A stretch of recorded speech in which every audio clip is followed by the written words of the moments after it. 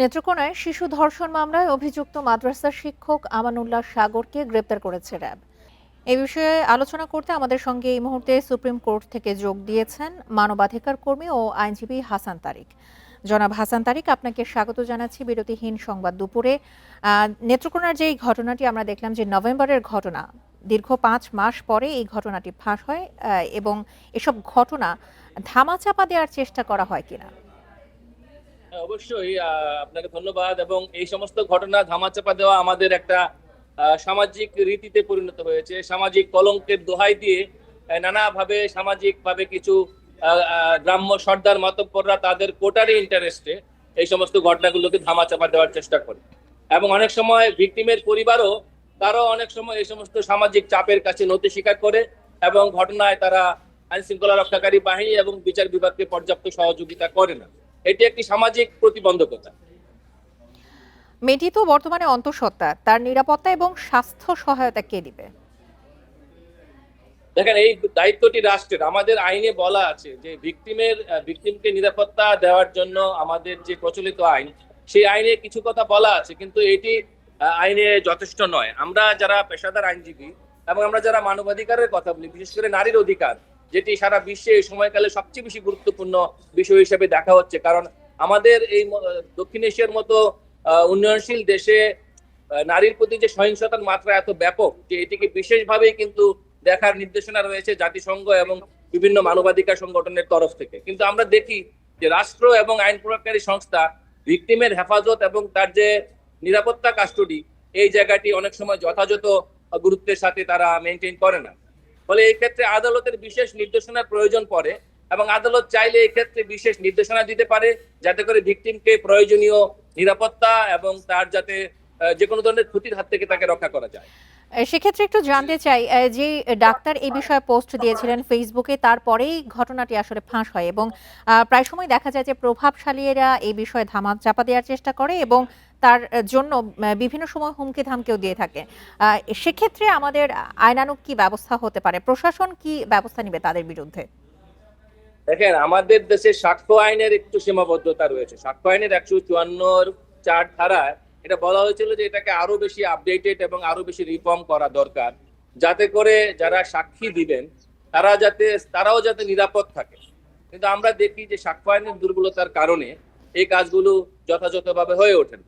গোটা ব্যাপারটি আমরা যেটি দেখি যে নারী শিশু নির্যাতন দমন আইন বলে যেটি আমাদের দেশে প্রচলিত রয়েছে, এটি কিন্তু সত্যিকার অর্থে যে ধরনের যুগোপযোগী হওয়া দরকার, যে ধরনের আইনি সুরক্ষা ভিকটিমকে দেওয়া দরকার, সাক্ষীদেরকে দেওয়া দরকার, সেটি করা যাচ্ছে না। এবং একই সঙ্গে আমি বলবো যে আমাদের দেশের যে ফরেনসিক রিপোর্ট, এটি খুব গুরুত্বপূর্ণ।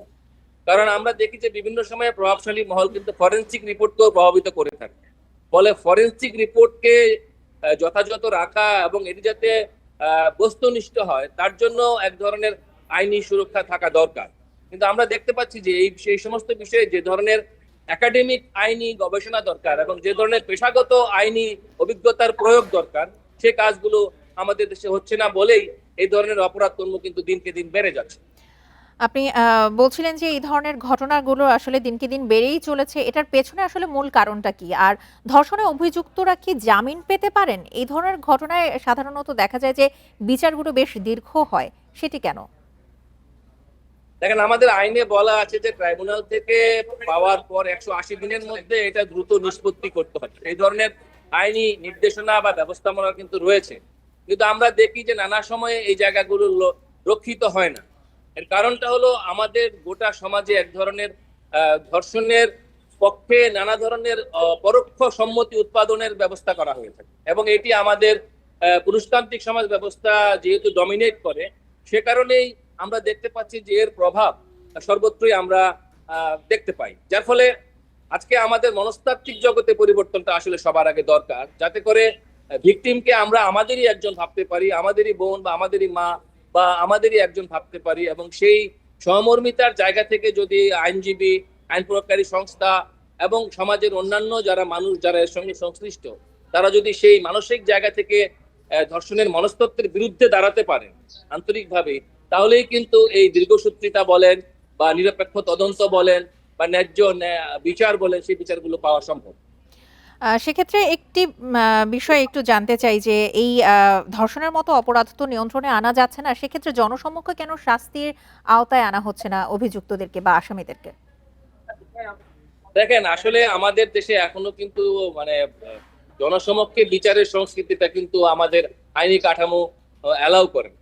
কারণ এই প্রকাশ্য বিচার, আসলে প্রকাশ্য বিচারটা করতে হয়েই থাকে, বিশেষ করে গণমাধ্যমের এখানে বিশাল ভূমিকা রয়েছে। যদিও এই সময়কালে আমাদের উচ্চ আদালত কক্ষে আইনজীবীদের প্রবেশাধিকার দেওয়া হচ্ছে না। আমরা যারা মানবাধিকার আইনজীবী আমরা এটার প্রতিবাদ জানিয়েছি। আমরা বলেছি যে সংবাদকর্মীদেরকে আদালত কক্ষে প্রবেশ করার অধিকার দেওয়া হোক, তারা যাতে প্রত্যেকটি মামলার প্রসিডিংস, তার গতিবিধি এবং তার আউটকাম সম্পর্কে জনগণকে অবহিত করতে পারে, সেটি করা হোক। সেটি যখন হবে স্বাভাবিকভাবে এটি কিন্তু এক ধরনের প্রকাশ্য বিচারের মতোই হয়। মানুষ জানতে পারে যে কে অভিযুক্ত, কিভাবে তদন্ত হচ্ছে, সাক্ষ্য প্রমাণে কি বক্তব্য দেওয়া হয়েছে, আত্মপক্ষ সমর্থন করে কি বলা হয়েছে, সমস্ত বিষয় কিন্তু তখন গণমাধ্যমের মাধ্যমে দেশবাসী, বিশেষ করে ইলেকট্রনিক গণমাধ্যমের ক্ষেত্রে রোল তো অসামান্য, তারাও এর মাধ্যমে কিন্তু দেশবাসীর সামনে, জনগণের সামনে, বিশেষ করে বিচার প্রার্থীদের সামনে যারা ন্যায় বিচার চায় তাদের সামনে নিয়ে আসতে পারে।